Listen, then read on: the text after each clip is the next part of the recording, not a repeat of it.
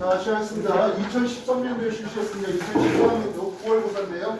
1번부터 먼저 보겠습니다. 1번은 다락문과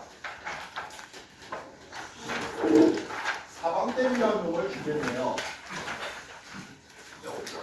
경사지에 공경하면 어떤 일이 벌어질까요? 하겠어요.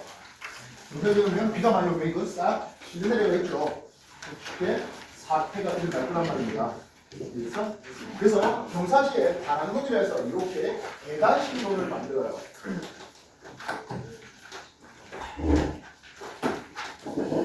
계단 신호를 만드는데 여기에는 이제 돌로 이렇게 해놨습니다. 돌로 이렇게 수지가 이러면 이거 쉽게 무너질까요? 못하겠죠. 그래서 이 다락문이라고 해서 계단 신호를 만들어서 산사태, 그냥 경사지에다 그대로 경적하면 산사태가 일어나기 쉬우니까 토양의 유실을 막기 위한 그런 과정이 되겠습니다. 이름은 댐인데요. 사방댐 이거는 전력 생산의 목적은 아니에요. 즉 우리가 경사지에서 그냥 그대로 쑥 보면 흔히 말하는 가속호가 부분에서 밑으로 하류에 경사지 끝나는 지점에 큰 피해를 입을 수 있습니다. 그래서 중간중간 이렇게 물의 흐름을 막아주는 댐을 만드는 거예요. 역시 마찬가지 토양 유실이라든지 사태에 대한 피해를 줄이기 위한 그런 과정이 됩니다. 그래서 기억 가는 토양의 산성화하고 상관없죠. 토양의 산성화를 막기 위해서는 염기성 물질, 석회 물질을 분리하든지 그런 일이 벌어졌어야 하는 거니까요. 기억력이 옳지 않습니다. 나는 물의 흐름을 느리게 하는 게 중간중간에 이렇게 사방댐을 만들어서 물의 흐름을 느리게 만들어 줄 수 있겠습니다. 경사지의 토양 유실을 방지하기 위한 그런 방법이다라고 알겠습니까? 사방댐이라고 했지만 이건 전력 생산하고 상관없어요. 6번 보겠습니다. 6번은 제주도의 그리고 지질 구조에 대해서 소개되고 있습니다 했는데요. 첫 번째, 가, 응, 회, 암층을 제시했습니다. 이게 제주도의 수월 봉쪽인데요. 그냥 화산재가 쌓인 거죠. 해저층입니다. 특히 제주도 수월봉의 이 음해암층은 세계적인 규모가 있죠. 참고로 요 그림 보면 음해암층이 이렇게 지층이 이렇게 있는데 어떤 거 보니까 이렇게 들어갔어요. 그럼 그림에 보면 이 부분 들어갔죠. 왜 그럴까요? 압력? 화산재가 이렇게 쌓이고 있는 와중에 화산탄이 이렇게 푹 박히는 그런 흔적이에요. 이해됐어요? 알겠어요? 처음부터 지층이 이렇게 쌓인 건 아니고요. 아주 꽝 그런 놈들이에요. 나 용암 동굴이 제시되고 있네요. 가 그리고 주상 전리 주상 전리 같은 경우는 아무래도 화산 안쪽에서 잘 보이고 있죠. 어차피 제주도 자체가 화산체니까요. 첫 번째 질문입니다. 가는 화산 활동으로 생성된 퇴적층이다. 예, 요 퇴적층인데요. 무엇이 퇴적되느라고? 화산 제거의 퇴적이에요. 이연 나의 생성 수권과 직권의 사공작용이니까 근데 용암 동굴이 식어질 때 용암 동굴은 유동성이 큰 유동성 큰 현무암질 용암이 흘러가죠. 용암이 흘러가는데 바깥쪽은 좀 빠르게 식었어요. 근데 안쪽은 아직 뜨겁단 말입니다. 현무암질이 뜨거워요. 유동성이 있어서 쑥 빠져나가는 거예요. 이건 직권인데 직권의 상호작용이죠. 즉 용암층이 흘러가는데 공기하고 맞닿은 부분은 금방 빨리 식었고 안쪽이 뜨거운 부분은 그대로 쭉 빠져나간 그런 부분이에요. 그럼 용암 동굴과 반대는 좀 이상하지만 석회 동굴 줄게요. 석회 동굴은 탈색하시면 용해 과정이잖아요. 그럼 얘는 누구와 누구의 상호작용이다? 그렇죠. 이건 직권과 수권의 상호작용이죠. 즉 석회 동굴을 주고 직권과 수권의 상호작용이다. 이렇게 해야 말이 맞아떨어지게 됩니다. D가 지하에서 마그마가 천천히 식을 때 만들어졌다? 아니죠. 지표 근처에서 용암이 빠르게 식었을 때 주상절리가 나타납니다. 지하 근처에서 지하 깊은 곳에서 천천히 식어서 심성암이 만들어졌고 그 심성암이 지표 부분으로 융기되는 과정에서 즉 위쪽의 토양이 이제 깎여 나가고 포화침식으로서 융기되는 과정에서 압력 감소로 부피 증가, 방위작용을 통해서 판상절리가 나타날 수 있지만 주상절리는 화산암에서 나타나는 요거는 용암의 냉각을 통해서 부피 수축을 가는 거예요.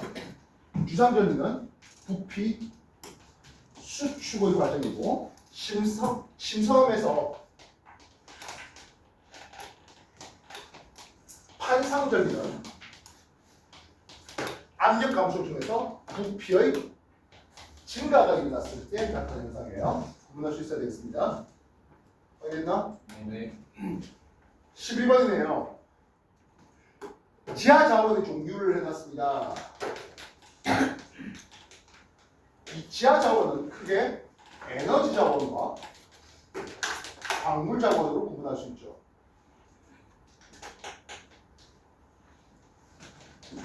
이 광물 자원도 금속과 비금속 광물로 구분해요.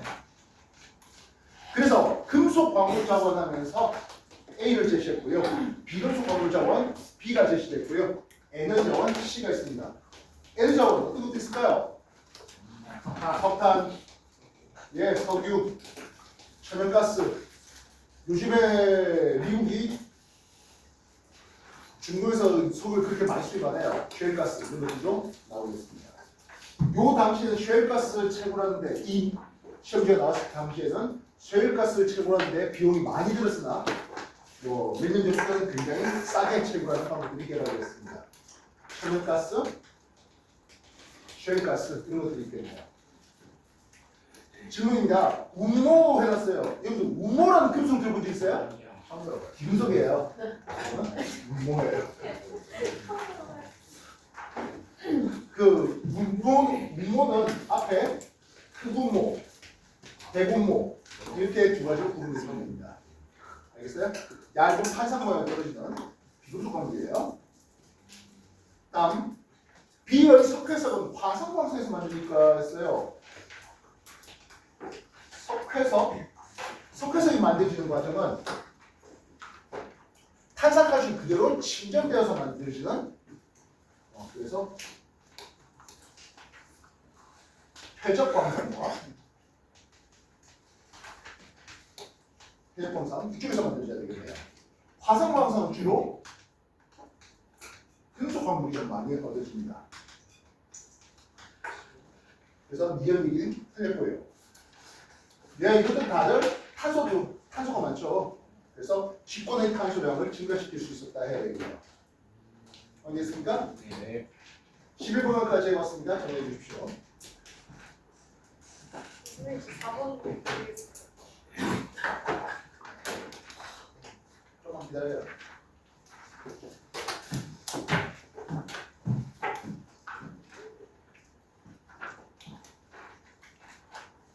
선생님, 광상이 무슨 뜻이에요? 자,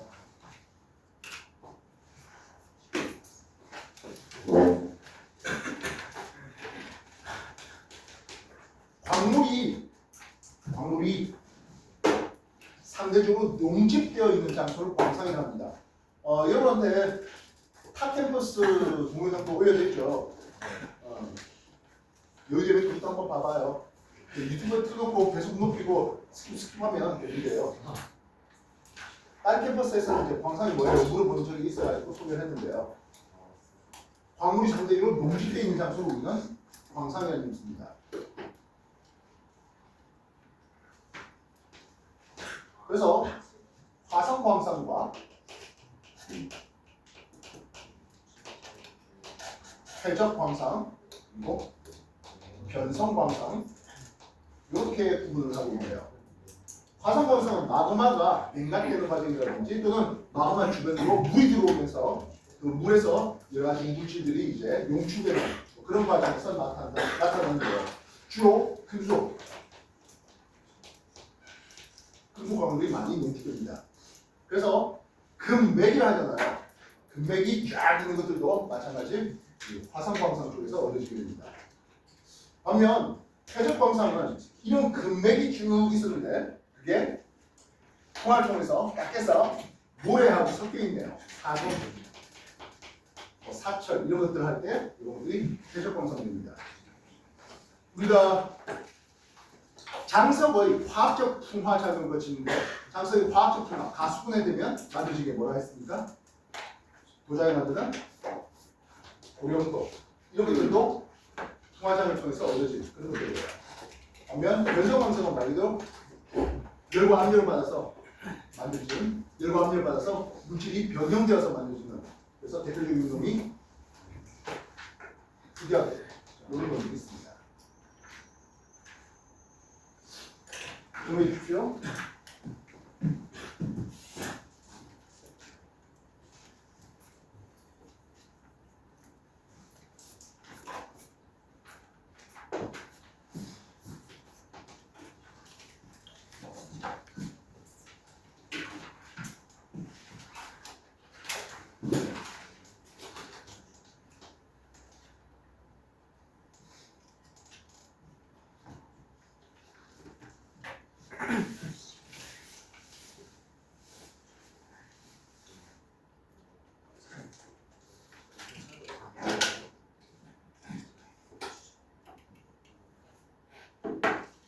자, 14번 볼게요.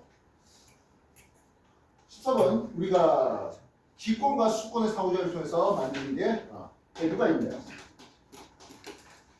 지구는 위도별 에너지 불균형을 통해서 적도에서 뜨거운 열기가 솟구쳐서 위도 30도 인근에서 내려오네요.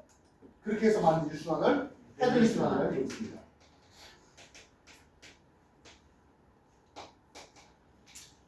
반면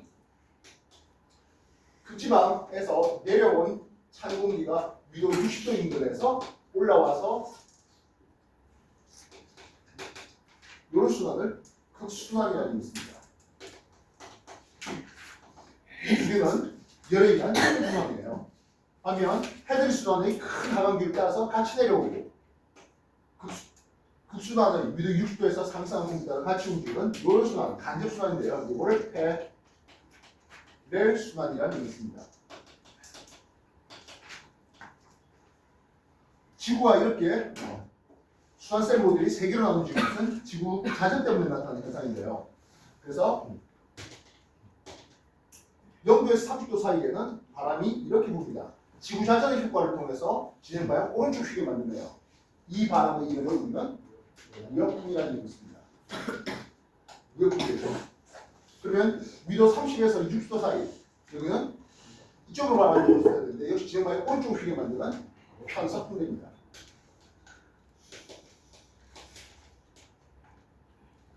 그리고 90에서 60 사이는 이렇게 바람이 부는데요. 극동풍입니다. 위도 0도는 적도 인근은 상승기로 맞네요. 여기는 열대 저압대가 되겠고요. 위도 30도 인근은 큰 하강기로 있죠. 고압대예요. 아열대 또는 중위도 고압대입니다. 위도 60도는 한대 전선대라는 것인데 저압대입니다. 위도 90도 고압대가 됩니다. 당연히 우리는 요 위도 30에서 60 사이의 편서풍대에서 일어나는 요 현상을 가장 중요하게 염려해야 되겠네요. 우리는 해류라는 것이 지속적인 바람에 의해서 생기는 물의 수평적인 흐름인데요. 이건 당연히 기권과 수권의 상호작용이네요. 그렇다면 위도 0도에서 30도 사이 무역풍이 불어오면서 물의 흐름이 이쪽으로 가야 되는데 진행방에 오른쪽 휘게 만듭니다. 참고로 여러분한테 지구와 원은 아까 말했다시피 바람이 무역풍이 이렇게 부니까 물의 흐름이 진행방에 오른쪽 휘게 만들어서 이렇게 물의 흐름이 생겨요라고 가르치고 있습니다. 지원에서는. 반면 G2에서는 여러분한테 소개했죠? 수압 경도력이 익하고 휘게 만들고 뭐에 의해서? 전향력에 의해서. 또 가려고 하는데 전향력이 또 오른쪽 휘게 만들어서 실제로는 위도 30도 인근이 고수위, 위도 적도 인근이 저수위. 그래서 고수위에서 저수위로 이렇게 간다고요. 즉 물의 흐름이 수위에 따라 흐르지 않고 수평방향과 나란하게 그렇게 움직이는 이것을 우리는 북적도 해류라는 뜻을 씁니다. 역시 비슷하게 편서풍대에서는 이런 방향으로 부르네요. 요 해류이 북태평양 해류가 됩니다. 이렇게 동서방의 해류는 바람 때문에 생기네요. 여기는 태평양 해류인데요. 그럼 대서양에도 그런 흐름이 있겠네요. 역시 마찬가지 북쪽도 해류가 흐르겠고 대서양이면 북대서양 해류가 흐릅니다. 반면 북쪽 해류가 쭉 가면 좋겠는데 아시아 해류에 부딪혀서 올라가네요. 이 해류 흐름이 프로시아 해류가 되겠고요. 반면 북태평양 해류가 와서 부딪혀서 내려옵니다. 바로 캘리포니아 해류가 됩니다. 참고로 이 해류들은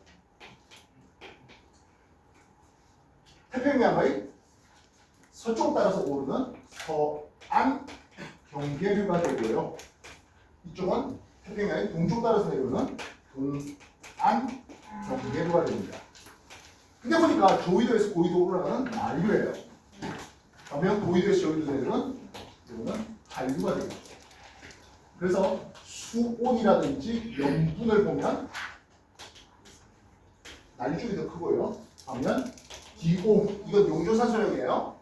그외 영양, 염료의 양을 보면 한류 쪽이 좀 더 커요. 이건 대서양에도 똑같이 일어나요. 북쪽 대륙으로 올라와서 쭉 올라가는 요 해류 이름이 멕시코 만류가 되고요. 반면 북대서양 해류가 아프리카 쪽에서 이렇게 내려오는 여기는 카나리아 해류가 됩니다.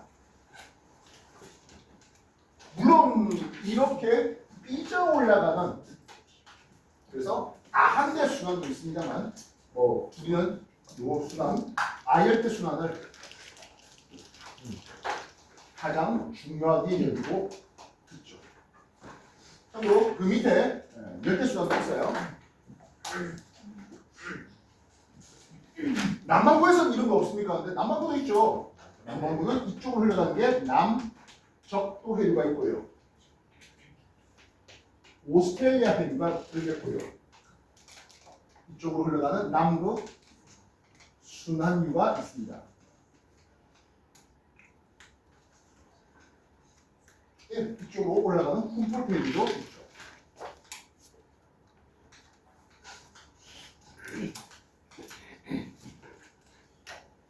북태평양 해류는 어떤 바람 때문에 만들어진다 했습니까?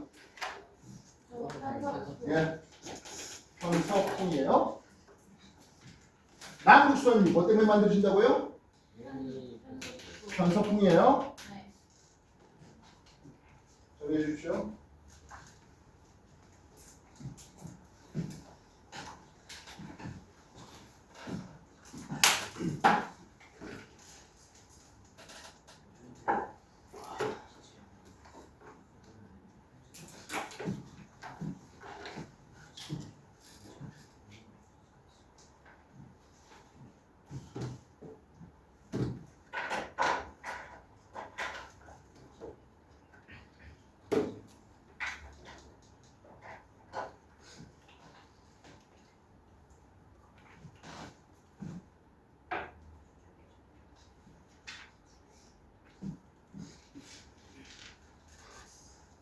자, 위도 0도, 30도, 60도 이렇게 구분해 놓고 있습니다. A의 해류는 했네요. A가 북태평양 해류인데요. 편서풍의 영향을 받았다. 괜찮죠? B의 해류는 했습니다. 북쪽도 해류인데요. 예, 무역풍의 영향을 받고 있다. 그래서 기억력이 옳은 소리 했죠? 다음 고위도의 열수량을 C가 멕시코 만류고요. 이건 보다시피 난류예요. 어디에서? 저위도에서 고위도로 열수량이 있죠. C 해류가 제일 많았다. 당연한 거 아니야? 됐습니까? 네. D에서는 이걸 카나리 해류라고 불려요. 북대서양 해류는 여기가 북대서양 해류예요. 알겠습니까? 네. D 있는 이 지점이 카나리아 제도라 해서 옛날에 노예 무역상의 본점이에요. 여기가 스페인이 아직도 점령하고 있는 땅이에요. 스페인이 안 내놓고 있어요. 여기는 저위도인데 햇빛 쨍한데 한류가 흘러요. 서늘해요. 시원해요. 그래서 관광지로 딱 좋아요. 옛날에 윤식당 인 스페인이라는 예능 프로그램을 여기서 찍었어요. 스페인 본토에서 찍은 건 아니에요. 그래서 여기는 과거 노예 무역하면서 돈 벌었던 새끼들의 자손들이 떵떵거리고 살고 있어요. 당연히 인종차별 끝장이에요.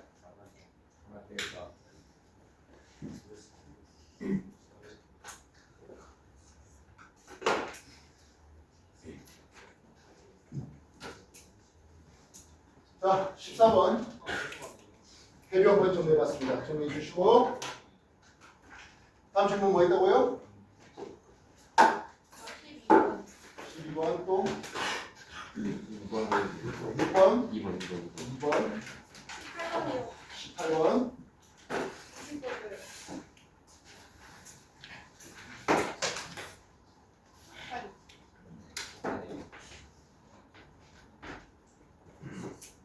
그러면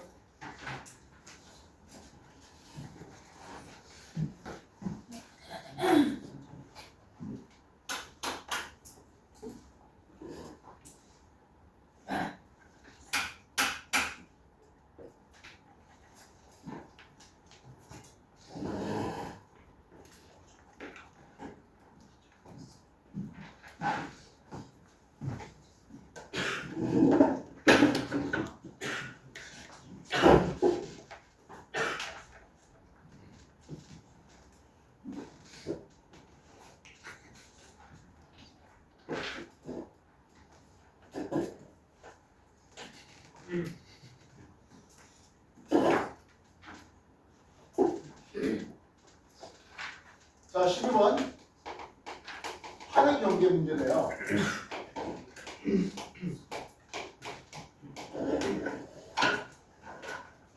A 해놨습니다. 자, A를 보니까 양쪽으로 벌어지게 만들고 있습니다. 여기 발상형 경계입니다. 이쪽이 동아프리카 열곡대라 불리는 곳이에요. 당연히 천발진과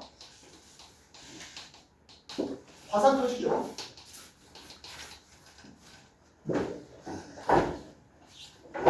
자, B를 보는데요. B는 서로 판이 모이네요. 1번 있죠. 여기는 수렴형 경계, 필요하다면 섭입형 경계예요. 일본 해부와 나란히 토성 열도로서 일본 열도가 나타나는 곳이 되겠죠. 여기는 천발, 중발, 신발이 다 일어나죠. 화산도 물론 터지죠. C는 괴상 중앙 혈액에 있는 아이슬란드라는 부분이에요. 여기도 발상형 경계예요. 아이슬란드예요. 또는 이 전체를 쭉 보면 대서양 중앙해령이에요. 당연히도 천발진과 그리고 화산 터져요. 역시 D도 두 판이 모이고 있죠. 여기도 수렴형 경계네요. 섭입형 경계예요. 여기는 칠레 해구가 나란하게 안대산맥이 형성되어 있어요. 여기도 천발, 중발, 신발실이 다 일어나고요. 화산도 터져요. 오늘 필연 힘빼기 없네. 자, 그러면 이동대에서 얘기를 한번 해봅시다. A하고 C는 했습니다. A 발산 경계고 C도 발산 경계네요. 신발질이 일어나지 않아요. B는 몇 그대로 하강구입니까 했어요. 예, 수령 경계죠. 몇 그대로 하강구가 맞아요. 인접한 두 판의 밀도 차이는 D에서 가장 작습니까요? D는 수면 경계잖아요. 얘는 밀도 큰 해양판, 밀도 작은 대륙판 밑으로 노는 과정입니다. 그래서 여기서 밀도 차이가 크죠. 반면 C와 같은 발산 경계는 이 둘이 똑같은 판이 양옆으로 벌어지다 보니까 얘는 밀도 차이가 없죠. 이해됐어요? 그래서 수렴형 경계는 수렴형 경계, 특히 성류형 경계는 밀도 작은 쪽에서 신발치기, 밀도 작은 쪽에서 화산치기를 했습니다. 알겠어? 이해됐냐? 그래서 B쪽은 천발지진, 중발지진, 신발지진, 화산 이렇게 터집니다. 그러면 D쪽은 천발지진, 중발지진, 신발지진, 그리고 화산 터집니다.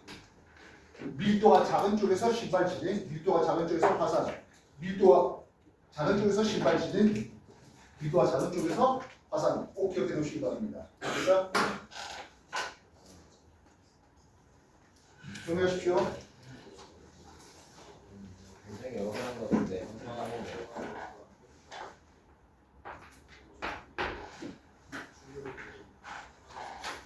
파리 경계 정리하세요.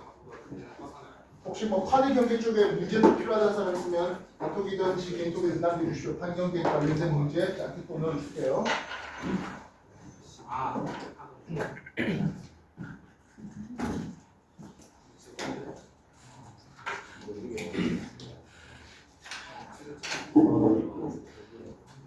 정리하라고 하는데 정리하고 있는 거 맞나?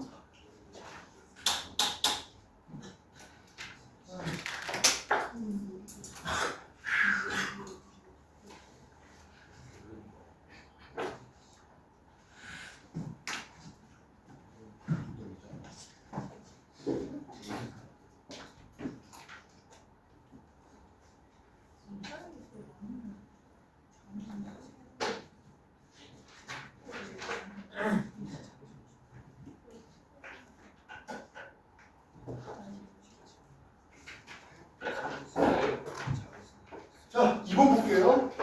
2번 우리나라 동해, 황해, 남해의 특징이라 해놨네요. 수심이 깊은, 여기도 황해는 평균 수심 40m입니다. 남해는 평균 수심 100m예요. 동해는 평균 수심 1500m입니다. 그리고 가장 깊은 데는 약 3000m 정도 됩니다. 따라서 수심이 깊은 하면 가을이 됩니다. 나 수온의 연중 변화가 작아요. 쿠션이 날리고 흘러가네요. 남해의 특징입니다. 다음 수심이 약 5초수간만의 차이가 큰 서해의 특징이 나, 황해의 특징이 가가 되고 있습니다. 알겠습니까? 가에는 가스라이트가 있다. 그렇죠? 전반단에 가스라이트 소개된 것 같습니다. 예, 독도인근에 우리나라가 한 200년치 쓸 가스라이트가 있다는데요. 다만 당장 K 기술력이 없어요. 경제성 있게 K 기술력이 아직은 없어서 그래요. 다음 나는 양식에 구출력이가 되겠죠. 나면 양식 많이 하고 있죠. 다는 조력발전소 건설을 유리하고 이미 조력발전소가 시와 조력발전소가 있죠. 이해됐나? 네. 이번 해봤습니다.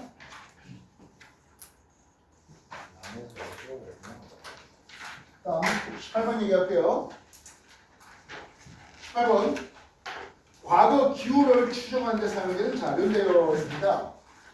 고기후에 대해서 기억, 아니까 산호, 화석을 쓰고자 합니다. 나이테도 보려고 하고요. 다음 빙하, 아이스코어죠. 빙하수, 산소 16에 대한 산소 18의 동요소 비를 알아보려고 하네요. 했습니다. 산호라는 것은 지금도 따뜻하고 얕은 바다에서 산호가 잘 자랍니다. 즉 산호 화석이 있다는 것은 과거에 따뜻한 바다 환경이었다는 해석을 해줄 수 있겠죠? 나아가 종이라는 식이 나이테가 좀비라는 것은 나무가 빨리빨리 자르지 못했죠. 나무가 빨리빨리 자랐으면 나이테 관계이 멸치멸치했을 텐데 그러지 못했던 것은 상대적으로 한랭한 지역이었겠네요. 고온다스한 지역 될 수 없죠. 되겠습니까? 되겠나? 네. 여러분 빙하 아이스콘은 내가 굉장히 많이 강조했던 것 같은데요. 심지어 서울대 노수 문제도 나왔죠. 어차피 빙하기 아니면 간빙기 둘 중 하나를 생각하면 되는데 빙하기가 되면 산소 16을 가진 물과 산소 18을 가진 물 중에서 그나마 증발은 요놈이 좀 더 잘 되는 거예요. 반면 무거운 산소 18 가진 놈은 혹 증발됐다 하더라도 금방 비로 떨어져요. 결국엔 극지방으로 가서 눈으로 그래서 빙하로 만들어질 수 있는 건 산소 16이 그나마 비율이 높네요. 빙하기가 되면 산소 16에 대한 산소 18의 동위원수 비율은 빙하에선 줄어들어요.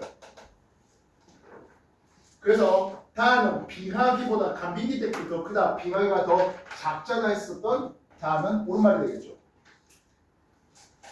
이것은 오른말이 되겠네요. 이래서 정리해.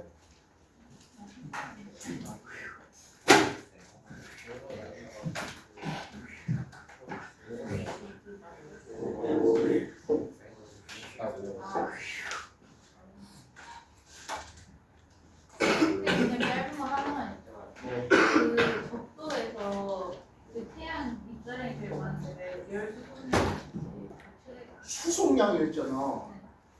여기 다 뜨거운데 이거 어딜 수송시켜?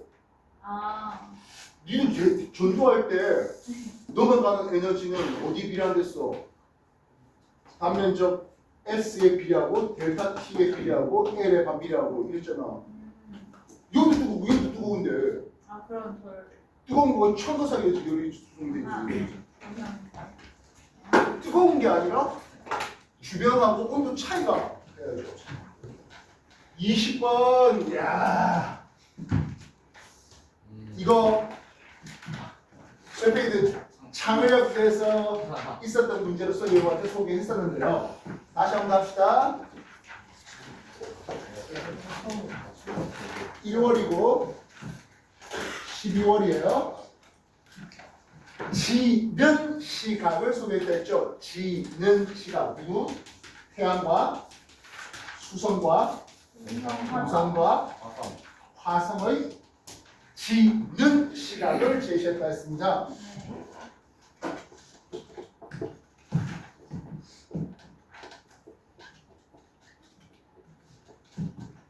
어떤 놈은 이렇게 지는 시각이 제시됐네요. 대략 18시 저녁 6시 24시 밤 12시 여기까지만 써놓고 그 위쪽은 없었는데요. 06시 새벽 6시 여기까지 좀 더 확장시켜 볼게요. 알겠나? 네. 그럼 이게 밤이란 시간의 영역이 되겠죠? 네. 어떤 놈은 이렇게 되는 놈들이 있었네요. 바로 수성. 그리고 또 다른 놈은 뭐 이런 식의 어떤 것들이 나왔어요. 일단 요걸 우리는 여기에 한 놈이 여기에 지는 시각이 이렇게 그려진 걸 봤습니다. 일단 밤 12시에 진대요. 수성과 금성, 내행성을 여러분들 밤 12시 한 바퀴 볼 수 있다 했습니까? 없죠. 없죠. 태양이 우리나라에서 밤 12시 본다고요? 안 되죠. 그래서 이 네 놈 중에 밤 12시 볼 요 놈은 오직 화성입니다. 화성은 빨갛게 적어놓을게요. 네. 그러니까 파란색 이놈은 이런 식으로 움직이네요. 이놈이 태양이에요. 다시 말하면 이게 1모를 쓰는 거죠.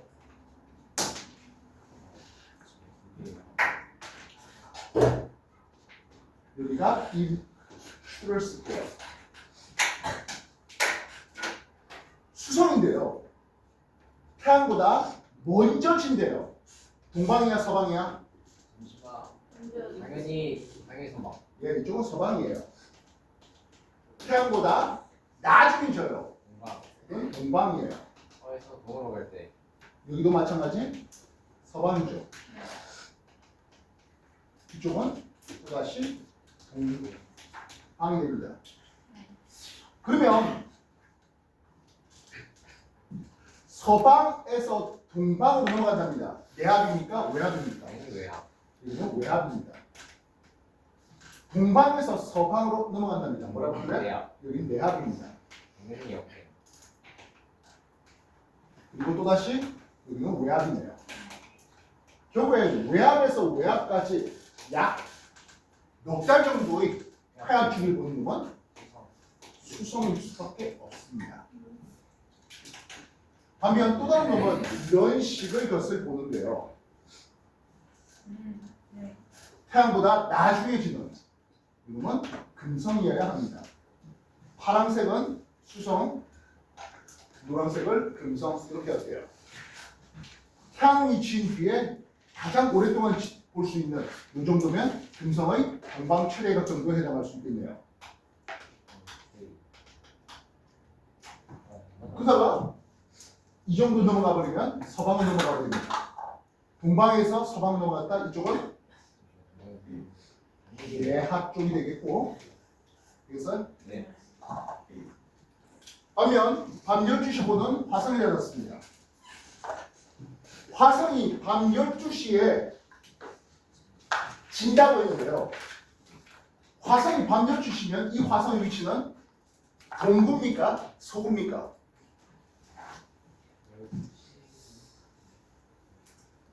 당연히 이 화성은 동구라고 불리겠습니다. 동구의 화성입니다.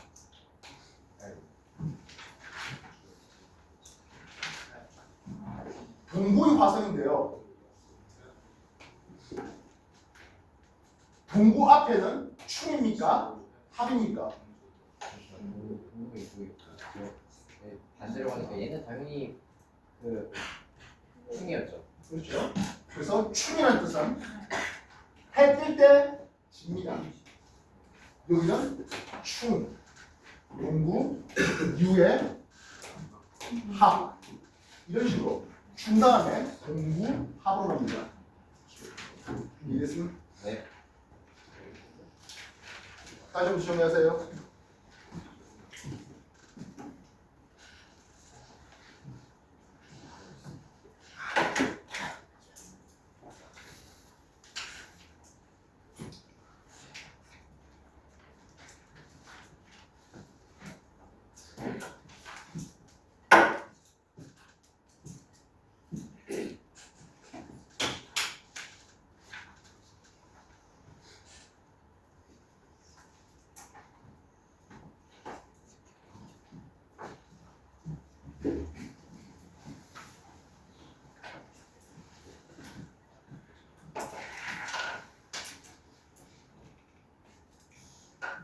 질문해 봅시다. 6월 중순에 해놨습니다. 네. 6월 중순쯤이면 밤 12시에 화성을 그리는 것 같네요. 네. 됐어요? 네. 이 책에 있는 놈은 이 부분이 잘려있는 그림이에요. 알겠습니까? 네. 예, 그래서 6월 중순에 밤 12시에 화성이 지고 있답니다. 쌤, 4개 중에 왜 화성이랍니까? 밤 12시에 내행성, 수성, 금성 볼 수 있다고요? 못 봐요. 실제로 못 봐요. 태양? 그래서 밤 12시 태양을 보고 있다고요? 미쳤나? 손중에 본 적 있나?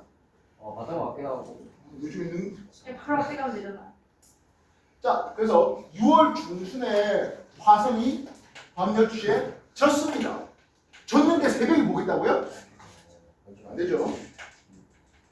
그래서 요 화성이 아까 말했지만 동구라 했는데요. 동구는 저녁 6시에 남중에다가 밤 12시에 서쪽으로 지고 있는 중입니다. 기억은 답이 될 수 없습니다. 네. 이해됐습니까? 네. 9월에 했습니다. 대략 이 정도쯤이 9월인 것 같은데요. 최대이각하고 꺾였죠? 이해됐어요? 최대이각 뒤에 꺾였으니까 비데스포예요. 비데스포라는 것은 초승이상입니다. 이해됐습니까? 네. 그럼 내가 말한 비너스 4의 위치 알겠나? 동방 최대역이 비너스 3. 네. 내합되기 전에 초승 모양으로 비너스 4. 알겠어? 네. 10월에 수성은 내합 부분입니까 했어요. 내합이 되려면 이렇게 돼야 됩니다. 네. 10월에 이렇게 돼 있나요? 안 됩니다.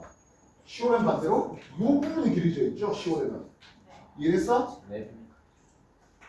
정리해라.